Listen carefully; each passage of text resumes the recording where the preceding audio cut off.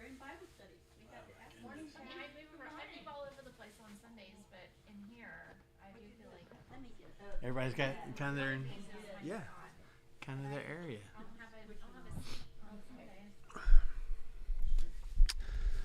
Have you ever had somebody, or maybe you've been this person where somebody's sitting in your spot at church and you just stand there until they move?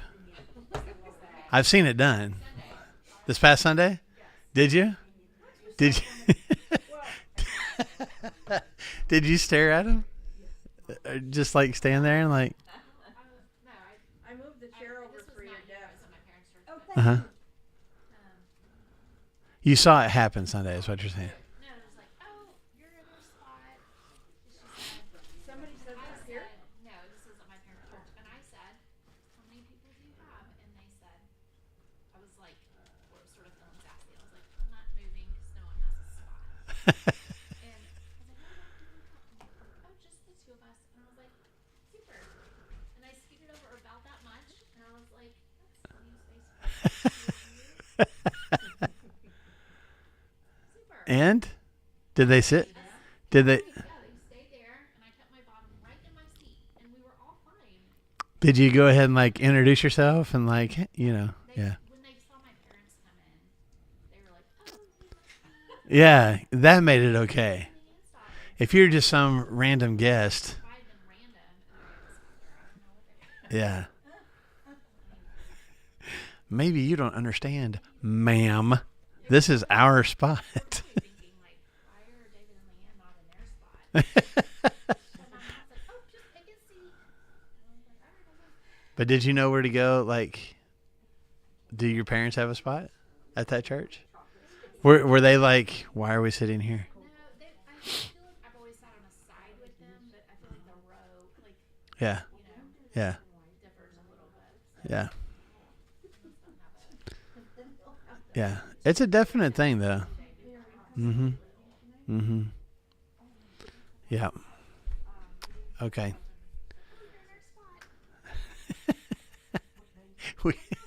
we can't worship unless we're right here. Now, one of the things, have any of y'all been to, what's it called, the old North Church or what in Boston where they hung the lanterns? So one of the things, because you get to go in there and like they even have a place where you can sit and stuff. Have you been to it, Phyllis? And they've got it still set up like colonial times, and you had like a big box that your whole family sat in, and you paid for. It was kind of like your contribution check or whatever, but you paid for having your spot in a certain place, but you could decorate it however you wanted to. So you could bring, your favorite chair from home. There were people who brought blankets and they had little toys for their kids, but it was like a good, like at least 6 foot square that you could just fix any way you wanted to. And I'm like, this is where it comes from. This is why, from the beginning of our country, people have thought, I have my spot. This is my spot at church. So. Some people, almost everybody leaves something in their spot. Or my sister leaves like her kids like activity bags. Yeah. So she doesn't have to remember to bring them every week. What if somebody moves them though? It's like That's what I'm saying. Like if I showed up and those things were there and I went and just kind of pushed them to the side. I think so. I think. Pardon me, you'd have to go forward. I'll never. Yeah, exactly. Exactly. I think I've told this story before, but my grandma in the church that she went to, they paid for their pew. Okay. And if somebody was sitting in there, they would tell you to move. That's Because they paid for it. paid for it. And it got especially interesting for Christmas Eve midnight mass. Yeah. Because people from all over came. Yeah. And nobody knew them. But was it like the whole pew, like the whole, or just like a certain? I think just Here's my plaque in front of my seat or whatever. yeah. We had the whole pew, the Lutheran church, you had the whole pew. You could buy the whole pew. That was your pew. What if it was just you that was there though? That was just your pew. Sorry. No.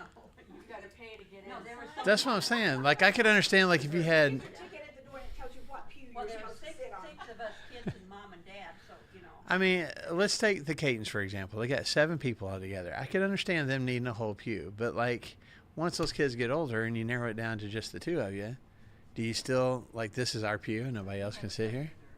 the whole church is a Yeah, but I'm just saying on a random Sunday, like, even if it's just me, this is my pew and nobody else can sit here. you could, but they have to be invited. They can't just sit there. How ridiculous would that be? We laughed one Sunday. We always had the 4th one, and someone laid their purse there, and we thought, should we move it? Should we move it up one or down one? Yeah. Maybe they'll never know if we just move the purse. How funny. Well, I don't have a spot. I bounce around a lot. My whole family does. We never have settled on. The same spot every Sunday. Well, eventually I'm up on stage, yes, but yeah, that whole podium area is my spot. This is this is my spot. People, oh man, if I go up there and somebody has left something on the podium, but I've already started my, welcome, my greeting thing, I'll go ahead and get through it. But then, oh man, when I tell everybody, hey, tell each other good morning, I'm taking whatever it is and like, this is out of here. Do you still in this auditorium go and line every chairs and exact line? I'm not as meticulous as I once was, but I'll go every once in a while. I remember you would sit and measure. Because they got moved. They got moved all the time. So Not that you were OCD. it's not. I mean, I know I'm really not that OCD. There are certain things, which, as I say, I'm not OCD. But here's this. It's got to be a certain way. But it's not about very much. But there are certain things where, like, I want this lined up. But like, if you go in my office, there's nothing, like, it's kind of chaotic, I know, but there's just certain things that I like a certain way. Classes are arranged by size. Yeah. I mean, if somebody just randomly puts Yeah. classes out of the different. Yeah. How are you? I'm fine. How are you? Yeah. It just messes everything. Yeah. Yeah. I'm the same way with loading the dishwasher. Christy just throws dishes in. Just like, they'll all get clean. And if something doesn't get clean, we'll just wash it again. And I'm like, but if you do it, so there's been a couple times where Christy's been like, she's come and found me and been like, I need you to work your magic because I can't fit everything in. I'm like, this is my calling in life. Oh man, it's awesome. Anyway, okay. And then you lost your chair. I know. Mariette moved and threw everything off. Linda doesn't even know what she's doing now. Like, And she started to get up, and I said, no. You gotta have yeah, that's right. a little excitement. That's right. Yeah, but see, and then here in a minute, Brandon's going to leave, and then we're going to have like 2 sides. It's going to be like a contest back and forth. Anyway, okay, Book of Judges. We're in the Book of Judges.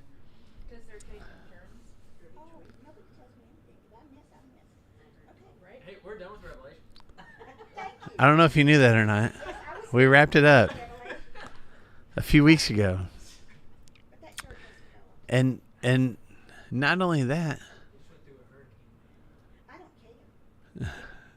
Say that on the she was hoping that the hurricane would have wiped it off the map. It says, My upstairs neighbor has a huge, I don't wear my Arkansas one. Texas flag hanging off of his balcony. What do you think, Judge? It has been so tempting. Jason Mosley wants us to throw a stuffed razorback up there. Yeah. But is it too far away to like reach with a flame? That should happen. It was freak active lightning or something. I wasn't home that day. That midnight to what? Yeah. Well, it's on the internet now, Lou. So now we know. Okay, Book of Judges. We're in chapter 9. So we spent a few weeks talking about Gideon in chapter 6, 7, and 8, and we wrapped up with Gideon a couple weeks ago. And then we're supposed to have class last week, but then and Brandon and I were church camp, and Ashley was supposed to come in and teach. And then early Sunday morning, she ended up in the hospital needing an appendectomy. So that is why class did not happen on Tuesday. So Ashley Jackson, that's in charge of our children's ministry. Mm-hmm. Yeah, she was looking forward to it. So, but she missed her shot, and she'll never get another one. So that was it. Okay, so Judges chapter 9. Now we're going to talk about a guy named Abimelech, and Abimelech is actually a name that's used multiple times. If you just look up the name Abimelech in your Bible dictionary or whatever, there's multiple people who have that name. But this particular guy, I don't know how much we really talk about him. This particular Abimelech, I don't even know how many of you guys have actually heard of him before. And it's also odd to me, as we're looking through these judges, that we list him as a judge. Like it's almost like he's the anti-judge. He's the antithesis of the kind of guys that we're looking for. But we'll get to that. So, I mean, how many of you, I don't know, maybe if you read ahead of time or just on your own, have at least heard of this particular Abimelech, the judge, before? And if you haven't, that's okay, because it's not somebody that we commonly talk about.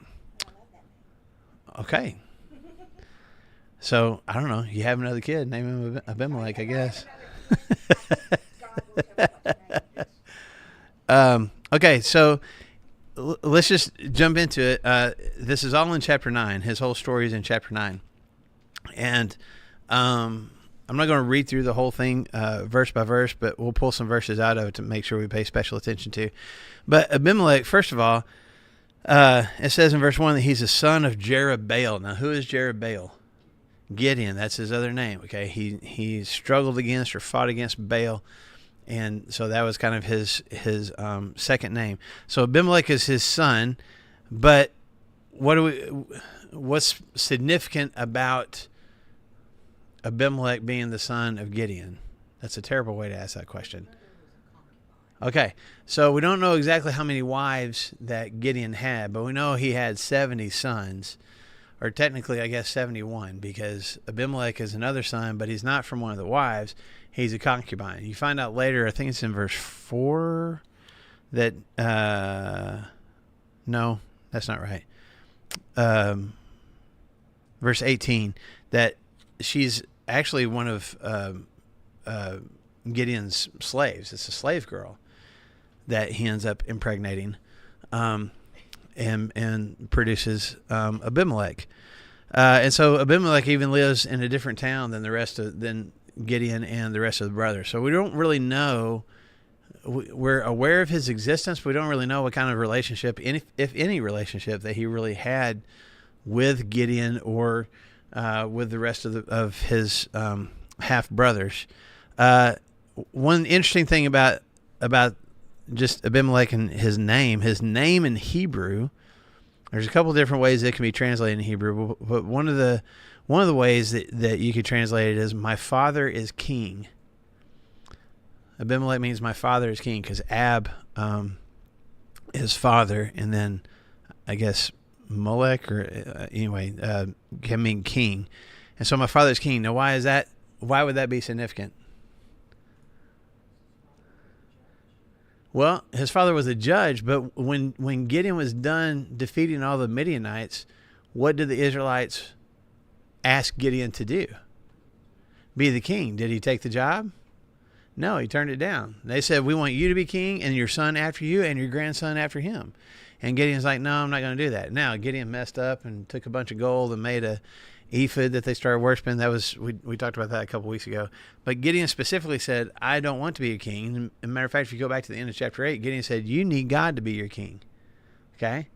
Now, Abimelech, the name Abimelech means my father is king, which is the exact opposite of what Gideon said, which I think is interesting. I don't know. I guess his mom named him that, but, you know, whether that's she was trying to say, hey, my son, even though I'm this slave girl, I'm this concubine, my son is significant because he's the son of this ruler, or, you know, maybe she wanted her son to become king. But it's interesting that just in the name that Abimelech is given at his birth, he's already being set in contrast to his own father. Okay? Because Gideon, when he started out, did he even want to be a leader? No, he's hiding. He has no courage. After he defeats the Midianites, they want to make him king. He says no. He turns it down.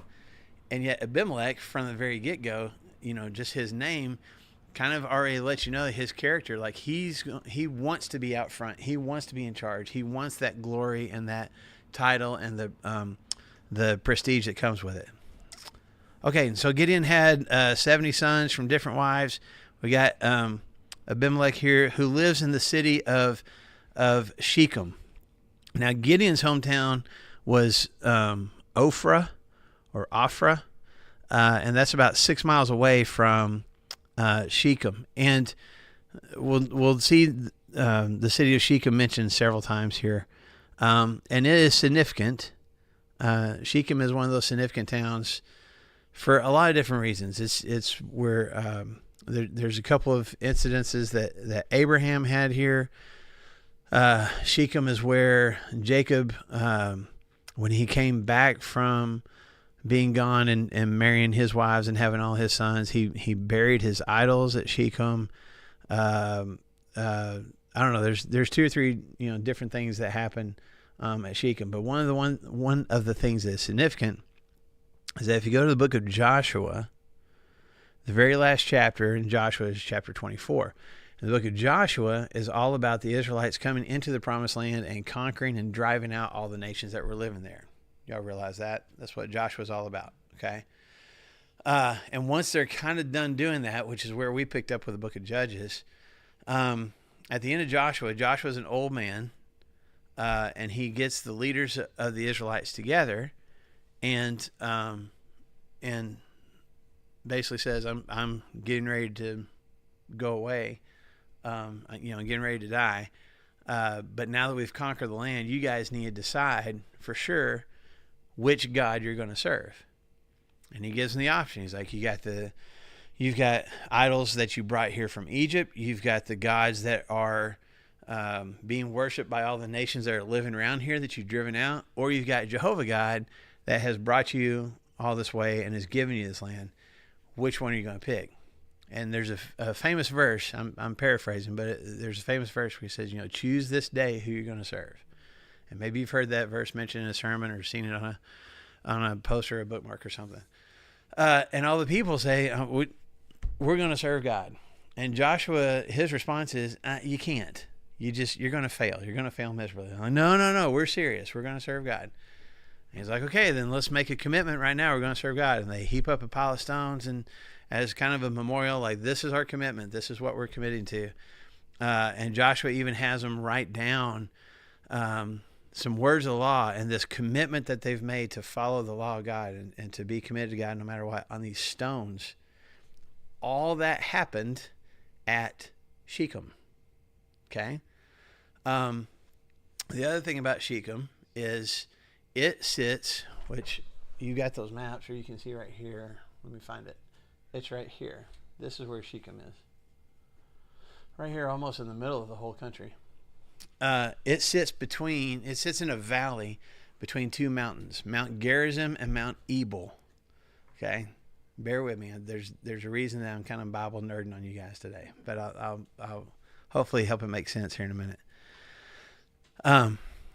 Mount Gerizim and Mount Ebal, and that was, again, going back in Scripture to the book of Deuteronomy, when Moses is getting ready to die, he gives the Israelites instructions, and he says, when y'all get into the promised land,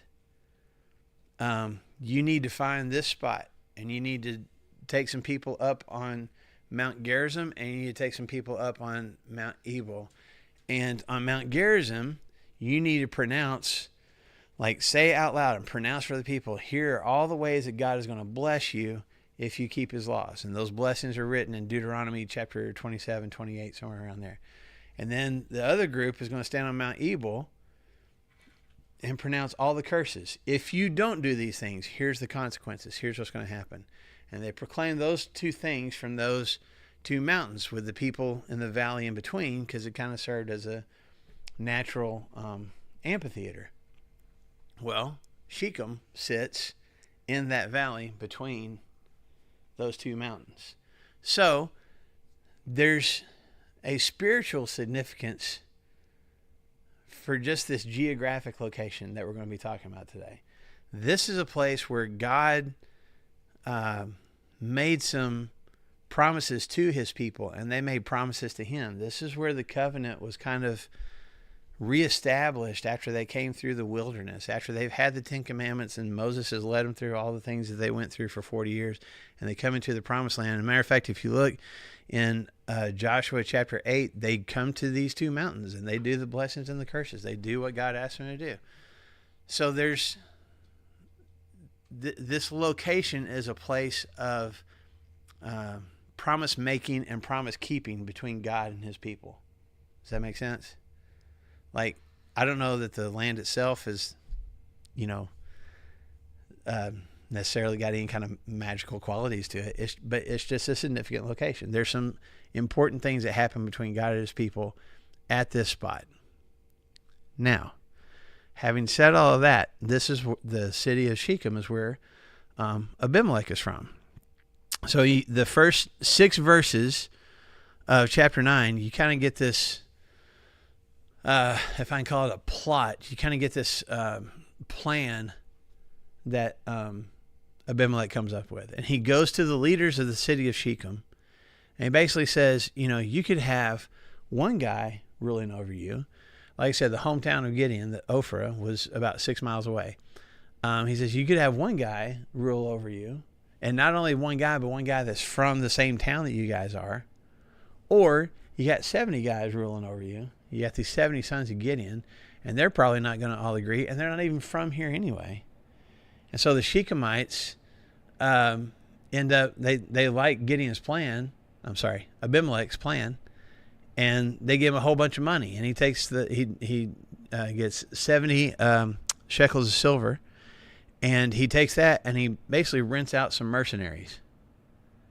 And he goes to Gideon's hometown where all the 70 brothers are living, and he captures the 70 sons of Gideon, and what does he do? Kills them all, okay? Brings them all together and kills them all. And the people of Shechem are glad for this. They allow it to happen, and they end up gathering together after Abimelech does this to anoint him as just a judge. No, what are they anointing him as? As a king, okay? Except there's one. So really, he killed 69 brothers. There was one that escaped, and his name is Jotham. And that's in verse 5. Jotham, the youngest son of Jerubbaal, escaped by hiding. Okay, but they get together in Shechem to crown Abimelech king. That's in verse 6. Now, when Jotham finds out about this, he comes up with this parable. Where does he go to share his parable? Mount Gerizim. Okay, so you got these two mountains. Shechem's in the valley, and he goes up on one of these mountains, again, natural amphitheater, and he calls out to the citizens of Shechem. And so I don't know if the whole town comes out to listen, but there's people that are hearing what he has to say. Okay, so between verse 7 and verse 21 is kind of Jotham's parable, Jotham's story, and kind of the analogy that he's trying to make to go along with it. So basically he says, you got the trees, all the trees of the forest, and they decide they want to have a king rule over them. So what tree do they go to first? The olive tree. They go to the olive tree and they say, olive tree, we want you to be the king of the trees. And does the olive tree accept the job? Everybody shake your heads and say, no, the olive tree does not. The olive tree does not. The olive tree says, man, I'm busy making olive oil. And I'm not going to give up this lucrative olive oil business that I have to be king over you guys. Okay? So they go to another tree. What's the second tree they go to? The fig tree. Okay? Fig tree, and I mean, we know from, I don't know that much about olive trees, and I don't know that I've ever actually seen an olive tree. I know fig trees are very leafy. They have really big leaves. They grow not huge, but significant size and can provide, plenty of shade. You go to the fig tree and say, fig tree be our king. Does the fig tree accept the job?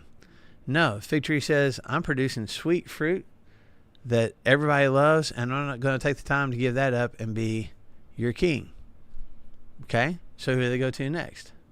The vine. Now, the vine is not going to provide a whole lot of shade. I mean, vines just don't do that. Unless they're kind of up on, what do you call those things? Thank you. An arbor. Where it's kind of a clump of them together that can provide some shade. But they go to the vine. So as far as trees are concerned, what are we kind of doing with the trees? Each one is what? A little smaller, a little less significant than the last one. Okay? Not as much shade. Probably doesn't produce as, obviously doesn't produce the same kind of fruit. But they come to the vine. They say, vine, be our king. The vine take the job. No, the vine says, I'm producing wine. And kings love the wine. Other people love the wine. I ain't going to give up the wine business to come be your king. So what do they go to next? The thorn bush, or some of your translations will say the bramble. Okay? And this is probably... So as far as the way this particular bush would grow, especially in the middle, they still have these kind of bushes in the Middle East. It would be similar, not exact. I don't want to say this is exactly the same, but it'd be similar to what kudzu does in the southern United States. It's kind of a vine, but it kind of wraps around other trees and other bushes. And what does it end up doing? Killing them. Okay, this is a thorn bush or a bramble that has that same kind of process, but it's also got these thorns, and probably these long, kind of thick thorns. It's probably the kind of thorns that they use to weave the crown that they put on Jesus' head. So, it's not like a little sticker bush. It's not like the thorns on rose bush, stuff like that. These are really big thorns that can really tear your flesh and do some damage. Plus, just the thorn bush by itself. If you see pictures of these from this area of the Middle East, they don't grow very high. I mean, it really is a bush. They can get kind of big and spread out, but if that particular bush is kind of standing alone, it's not very tall. And it is kind of viney, and as far as its branches go, so there's almost no shade that it provides. And if you grab a hold of it, you end up doing more damage to yourself, in the process. So we've gone from olive to fig to grapes to grapevine to thorn bush. Okay? They go to the thorn bush and say, thorn bush, we want you to be our king. That's in verse 14. Does the thorn bush accept the job? Yeah, but it's kind of conditional. It's kind of conditional. So verse 15, the thorn bush said to the trees, if you really want to anoint me king over you, come and take refuge in my shade. But if not, then let fire come out of the thorn bush and consume the cedars of Lebanon. Okay. So a couple of things here. What's the first thing? If you really want me to be your king, then what? Come and take shelter. Come and take refuge in my shade. Which is it's ironic because first of all, there is no shade with this thorn bush. Second of all, if you get too close, what's going to happen? It's going to hurt you. There's going to be more damage done. And it's like, yeah, come on in. It's fine. And it's really going to be a painful experience. But if you don't want me to be king, then what? Then fire is going to come out from me and consume the cedars of Lebanon. Now, earlier on in the story, it doesn't say that it's the cedars specifically that come. It just says the trees come. But the cedars of Lebanon are these huge, massive trees. Lebanon was to the north of Israel. And some of those forests are still even there nowadays. But these were the trees that were used to build like the temple a few hundred years after this, and Solomon's Palace and stuff like that. It was these massive, not necessarily like the California redwoods, but these massive trees. And the thorn bush says, I'll just burn all of you down. Okay? So what is happening with the thorn bush's king? Do we have a king? Do the trees have a king? Yeah, they do, which is what they wanted. But what's the condition?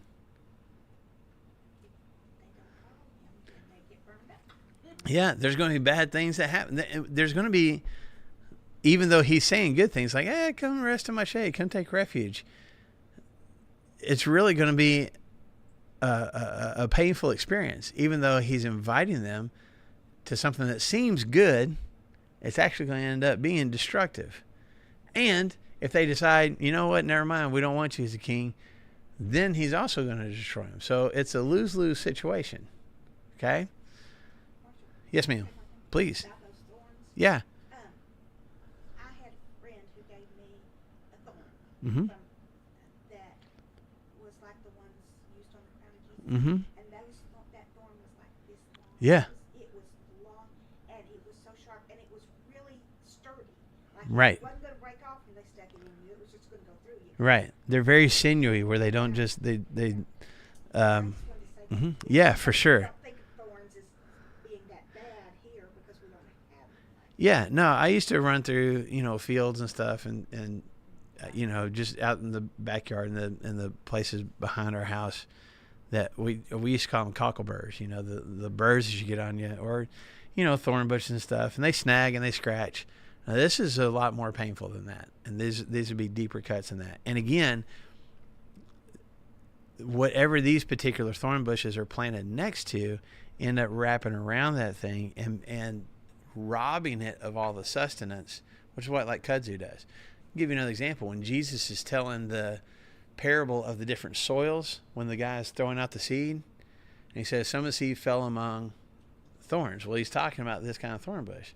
And he says, the thorns grew up with the plants, but then what happened? The thorns and he says they choke the plants out because that's what that kind of bush does. Okay? It's painful to the touch, and it also chokes out the life of whatever it is planted next to. And that's who Jotham says the trees get as their king.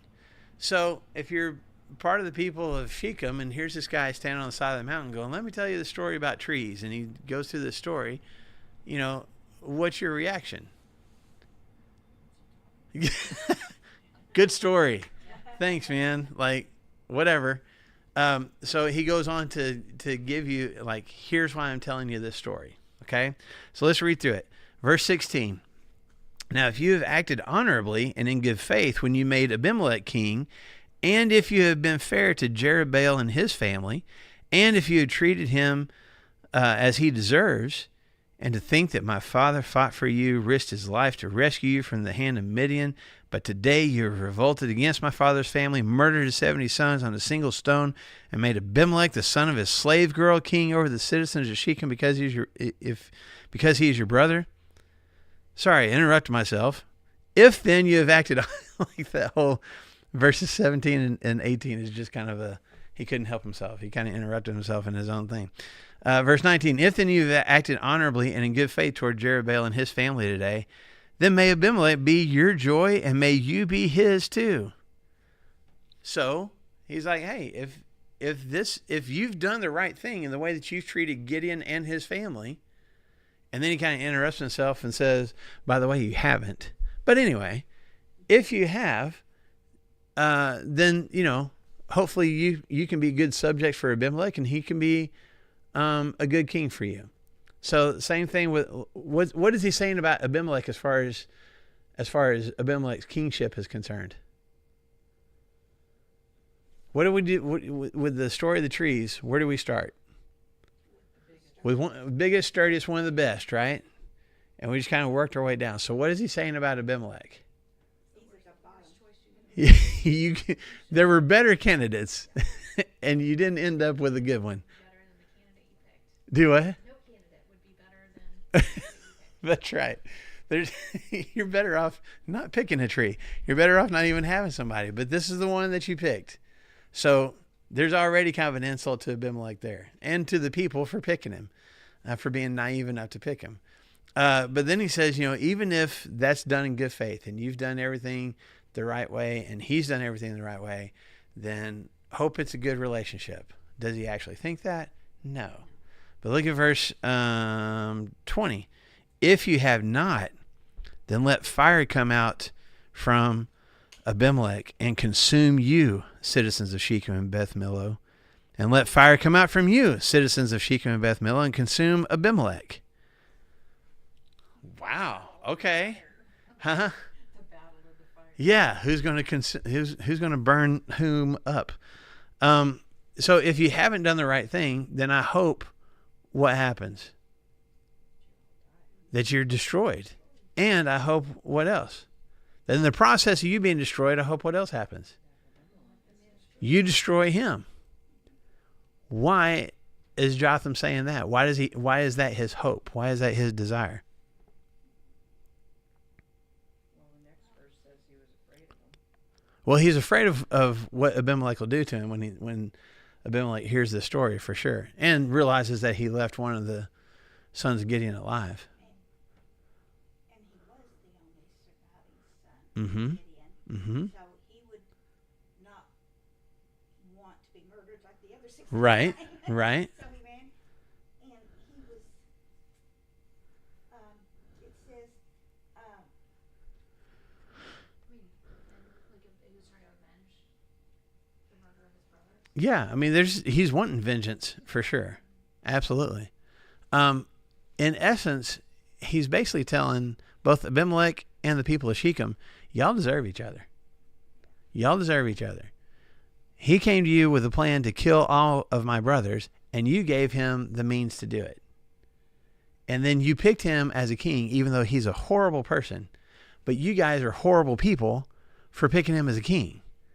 Y'all deserve each other. And whatever comes from that relationship, y'all deserve it. Because you brought this on yourselves.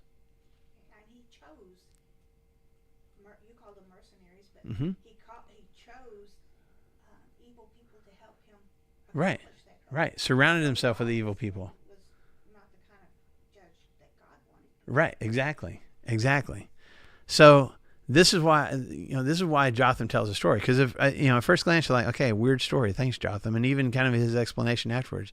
But when you get down to it, he's like, man, I hope, because he says, if you did the right thing, then if you and Abimelech both did the right thing, then I hope y'all are a blessing to each other. But he already also says, y'all didn't do the right thing. Like, he killed my brothers, and you applauded it and helped make it happen.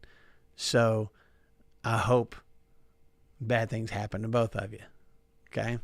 There's definitely some vengeance on his heart. And Abimelech,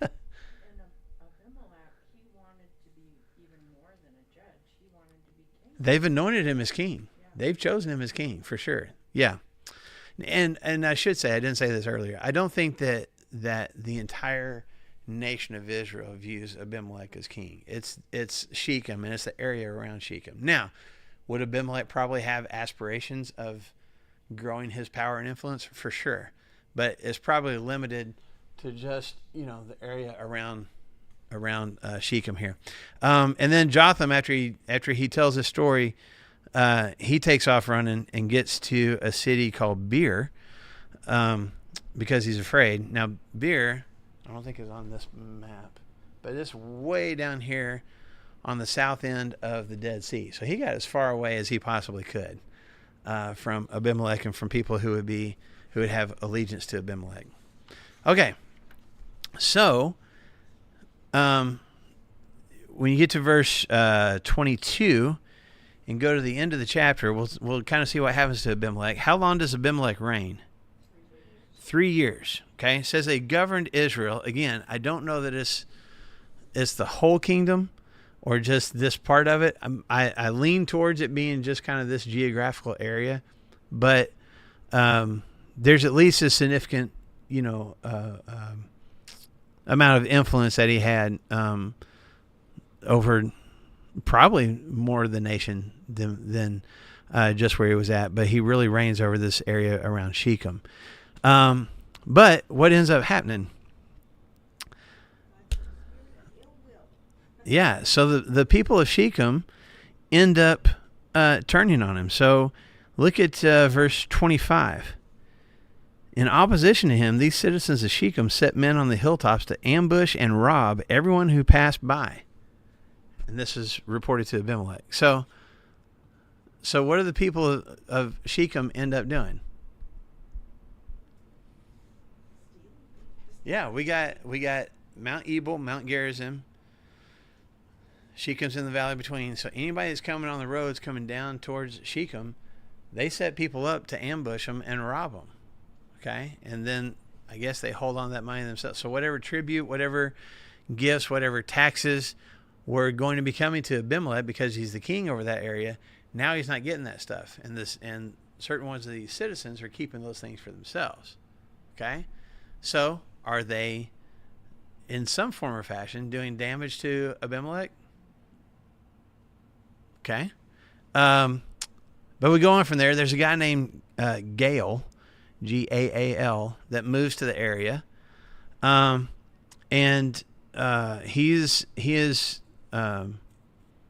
He grows grapes, and it's harvest time, and he has a bunch of grapes they harvest. He stomps them into wine, has this big festival.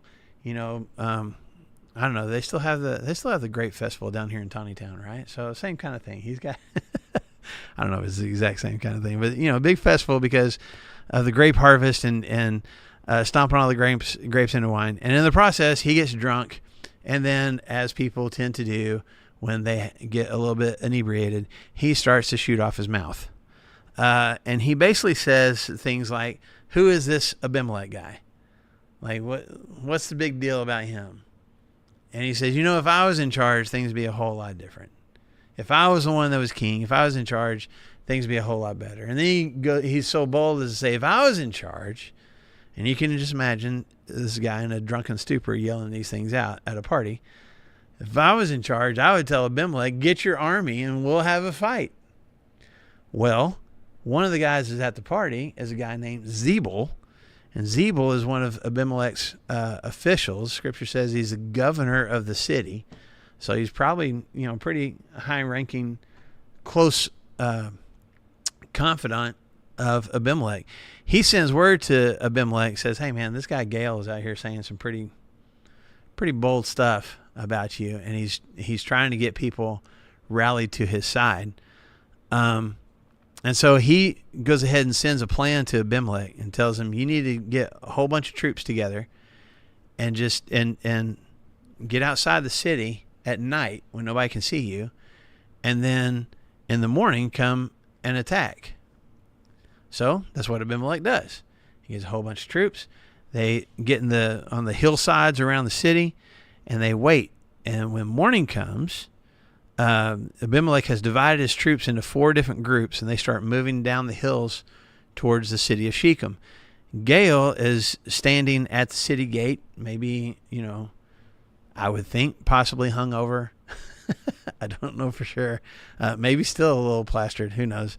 But he's standing at the city gate, which is where the leaders of the city would stand at the beginning of the day. And he looks out and he sees these men, he sees these troops coming down the mountains. And so he's like, oh, there's troops. There's men coming from the mountains. And Zebul is standing there. And what does Zebul tell him? Oh, your eyes, it's too early in the morning, or you're still hungover or whatever. It's just shadows. You're just seeing shadows on the mountains. It's not really troops. And so the troops end up getting closer and closer. And then he looks again. And he's like, they're coming out of the hills. There's soldiers coming out of the hills. And, this time Zebul says what?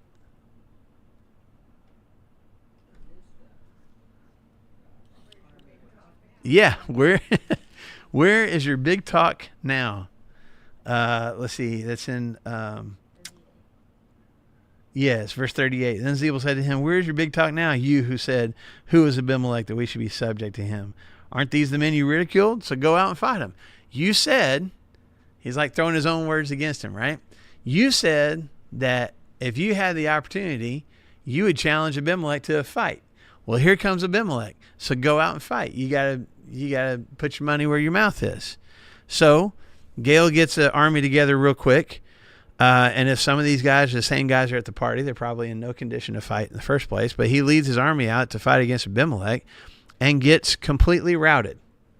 Abimelech wins, and Zebul, I guess, either has some more troops inside the city or gets command of some of Abimelech's troops. But he drives Gael and all his followers out of the city, so we don't have to deal with Gael anymore. But now Abimelech's mad because the people that he was king over, first of all, have been stealing from him.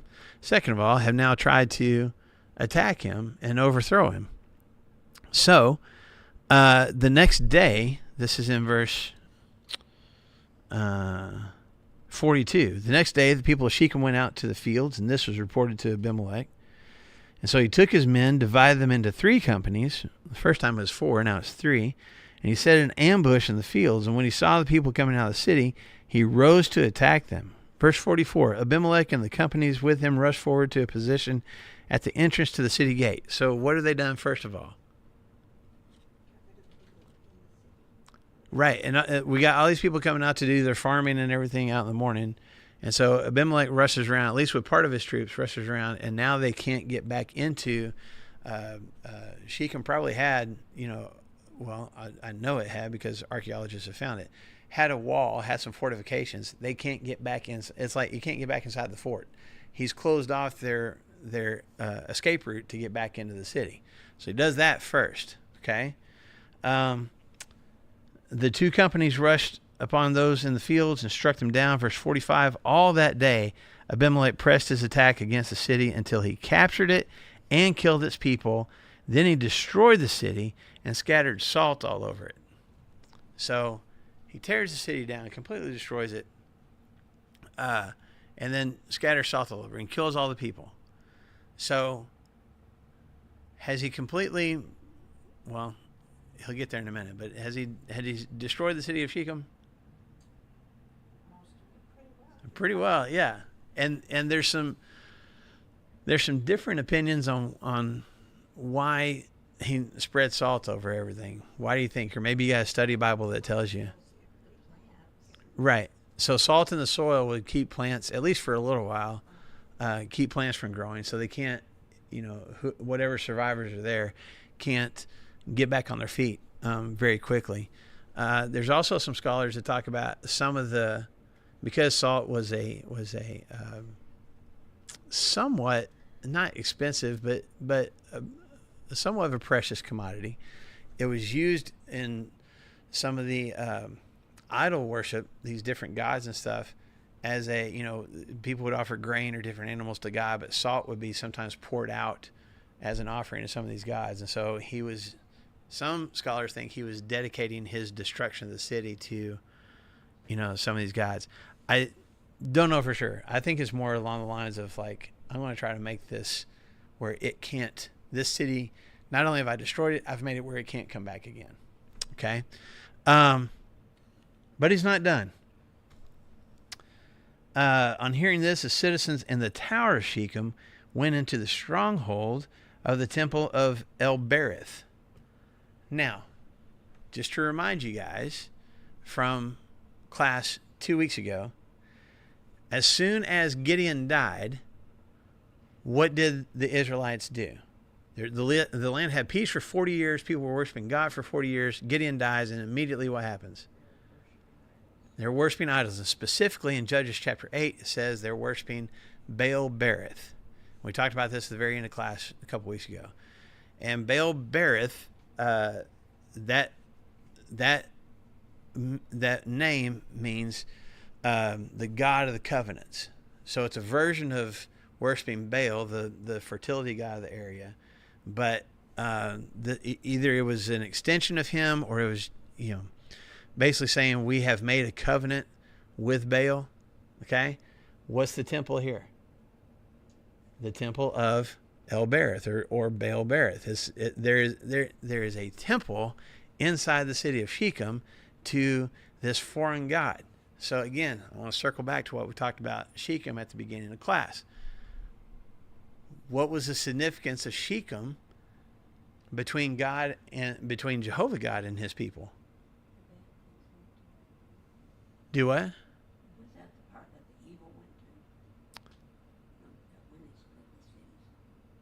Well, but we had the two groups on the mountains outside of Shechem, which was and they proclaimed the covenant, and here's the benefits and here's the consequences.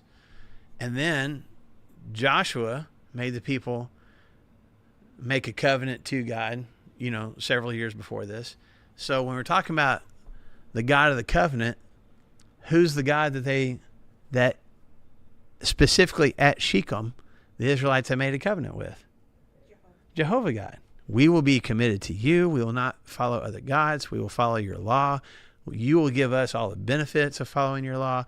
We are going to be in this covenant with you.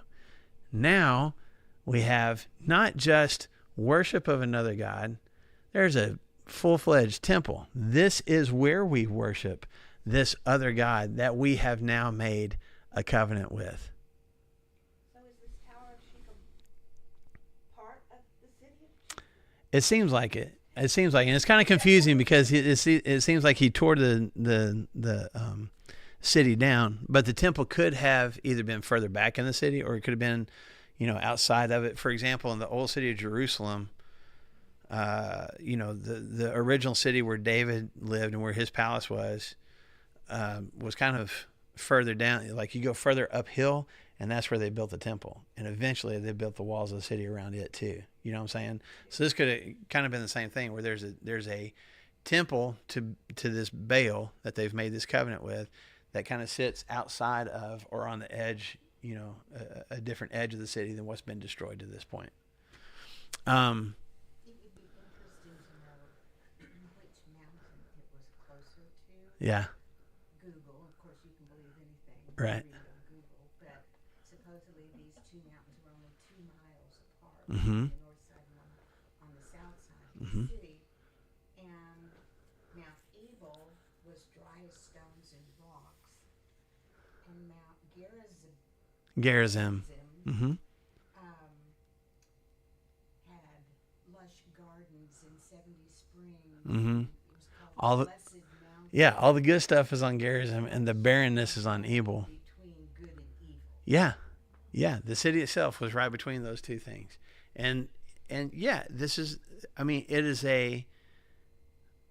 I'm saying this is historically accurate, but there's also some symbolism here for at least the author of Judges go, look at what has happened in a short amount of time.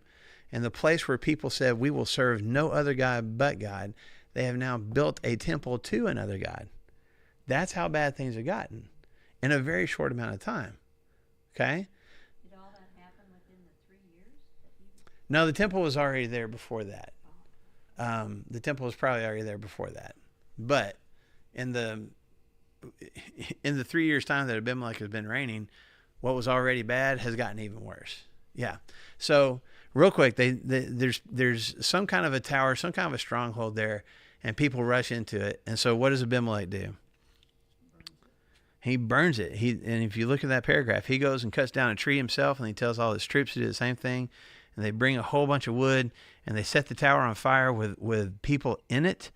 And it says about 1,000, I'm in verse 49, about 1,000 men and women died in this tower. He burned them alive in this tower. And now Abimelech, it's almost like he's got bloodlust. He goes from there to another city, Thebez, and was laying siege to it. And everybody, there's a tower there that everybody rushes into. And so now he's going to go planning to do the same thing they did in Shechem.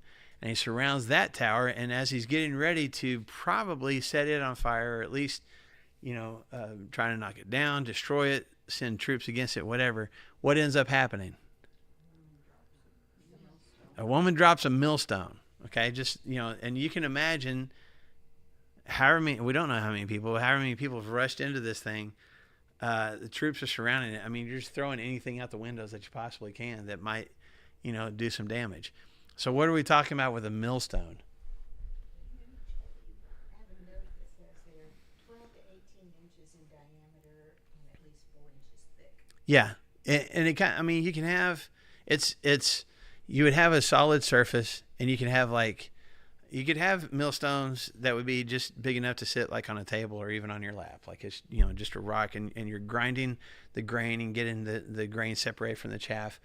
But for your bigger millstones, which it says is a large millstone, it would sit on a platform, and you put a whole bunch of grain on there, and is usually shaped like a wheel, and it would take, usually, not always, but often take two people to just kind of roll it around on top of this flat surface and grind out all the grain so you get the chaff separated from it. So she picks up this thing and throws it out the window. And it could have been, hold on, I wrote this down. Let me find it.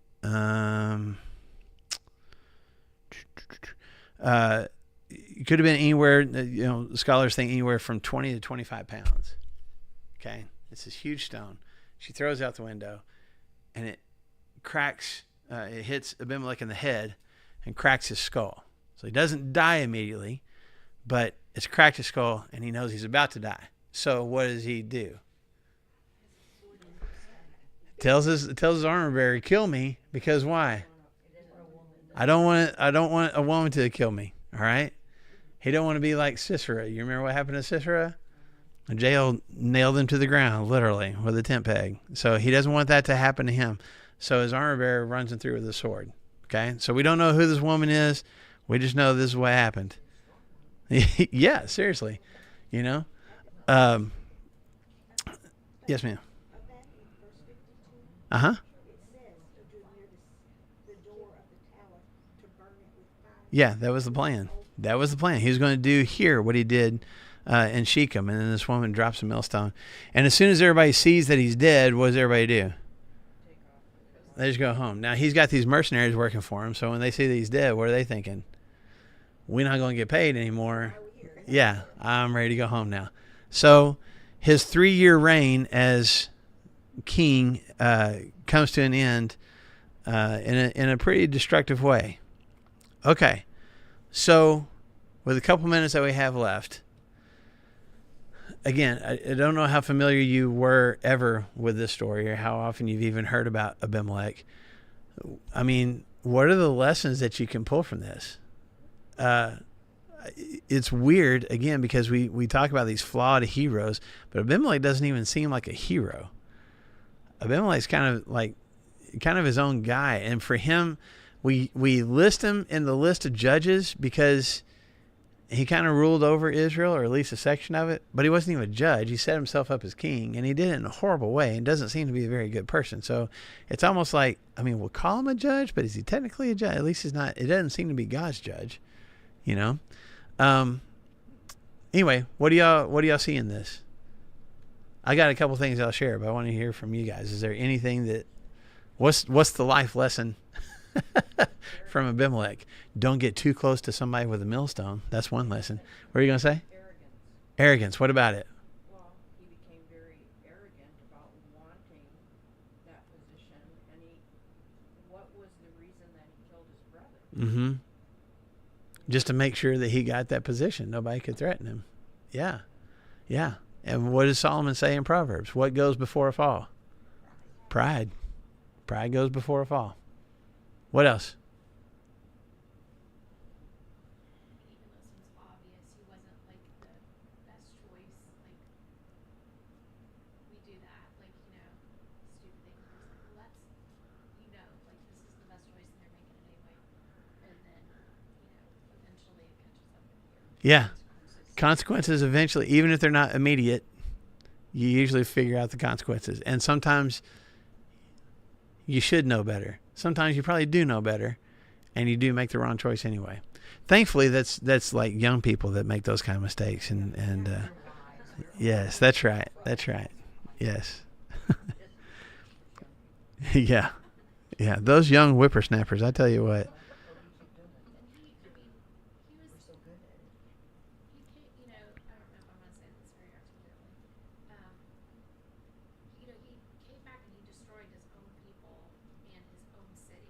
Yeah. And so it's like, I think even when simple things seem really good on the surface, Satan in general, even when it's painted as a good thing, eventually it comes back and destroys Absolutely. Not just like what you're doing destroys you, but then, you know, I don't know. Yeah, I think this sin, this temptation, whatever, seems good or seems harmless, maybe even seems beneficial, but eventually, what it is at its core, which is painful and destructive, is going to come to the surface. Yeah, Well, he definitely wasn't caring about his people. for sure. He only cared about himself. Yeah. Absolutely. He could have taken out you and then Problem solved. problem solved and kept ruling the city, but no, it goes deeper. It, Yeah. you know, Yeah. destroys the land and the people. I don't know. Yeah. He ends up destroying the thing that he was supposed to be ruling over. And he burns the people alive Mm-hmm. in the temple. I mean, Yeah. his own people. Yeah, we thought you wanted to rule us Yeah. and, you know, be our leader. Yeah. So, a couple things real quick, because we're running out of time. We're already up against the clock. One is this, if you want to call it prophecy, if you want to call it a parable, it came true, didn't it? What ended up happening? The people of Shechem inflicted damage on Abimelech. They were stealing from him. Abimelech, in return, did what? Destroyed them, right? But then again, the people who he was ruling over ended up finally destroying him. So what Jotham said actually came true. What God said through Jotham actually came true. You guys deserve each other. And may fire come out from Abimelech and destroy you, and may fire come out from you and destroy Abimelech. Well, what happened? Abimelech destroyed them, but in the process, they destroyed Abimelech. Okay? And going back to what Tracy was saying a second ago in Book of Romans, I mean, Paul says the wages of sin is what? Death. That eventually the final result of sin and participating in sin is death. Maybe it takes a while to get there. Maybe those consequences aren't immediate, but the final result is death. Jesus said in John chapter 10, the thief, Satan comes to do what? Steal, kill, destroy. What has taken over Abimelech's heart? Satan has. And what do we see constituting basically this whole story? Theft, killing, destruction. Because that's what sin does. Okay? Second thing is, God is still at work even when sometimes it seems like he's not. So Abimelech kills all these people, he becomes king, and it seems like the bad guy has really good things happening for him, right? For a while. And is that frustrating? When we see people now, we do see that nowadays, but is that frustrating when we do? When we see we know that is not a good person. That is an evil person. That is a harmful, hurtful person. That is a terrible person. But they are wealthy. They are successful. They are popular. They, all the good stuff seems to be happening to them. Is that frustrating? For sure. Especially if I feel like I'm a pretty good person and things aren't going well for me. Well, that's not fair. And I think Jotham probably felt that way. Like, here's Abimelech, and look at how he got his power, and look at how successful he is, and how he's a king, and he's got people being, subject to him. That's not fair. But God was still in control. Did it happen quickly? No. It took a few years. But eventually, consequences catch up with you, right? So go back real quick. I know some of you have already packed up, so I'll read it. That's okay. In chapter 9, beginning in verse 22, after Abimelech had governed Israel for 3 years, look at what it says. In verse 23, God sent an evil spirit between Abimelech and the citizens of Shechem, who acted treacherously against Abimelech. God did this, verse 24, in order that the crime against Jerubbaal's 70 sons and the shedding of their blood might be avenged on their brother Abimelech and on the citizens of Shechem who had helped him murder his brothers. So for 3 years, it seems like the good guy is winning. I mean, the bad guy is winning. But eventually, God's like, no, I got this. And I'm going to balance the scales.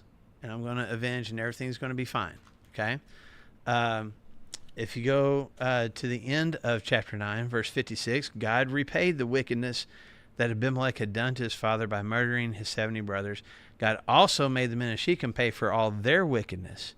The curse of Jotham, son of Jerubbaal, came on them. God took care of it. It just didn't happen in, like, we want immediate results. God, this is not fair. Fix it, and fix it now. Matter of fact, I shouldn't even have to say fix it now, because you should have already fixed it. We get really impatient with God. And he's got a timeline that doesn't match ours. He's got a plan that we don't always fully understand. But God is ultimately in control, and good is always going to end up winning. In Psalm 37, this is my last thing, and I'll let you guys go. Psalm 37, David even talks about this. Begin verse 7. Psalm 30, if you want to write it down and read it later. Psalm 37, verses 7 through 11. Be still before the Lord and wait patiently for him. Do not fret when men succeed in their ways and when they carry out their wicked schemes. Don't worry about it when the bad guys are winning. Okay? Refrain from anger and turn from wrath. Do not fret. It only leads to evil. So, not only don't worry about it, don't try to exact vengeance on your own. Don't try to retaliate. God's going to take care of it. Verse 9, for evil men will be cut off, but those who hope in the Lord will inherit the land. A little while, and the wicked will be no more. Though you look for them, they will not be found, but the meek will inherit the land and enjoy great peace. If I will submit myself to God, and if I will be patient and actually love my enemies and pray for them the way that God says to, God's going to take care of me. And those people who are seemingly successful through evil actions,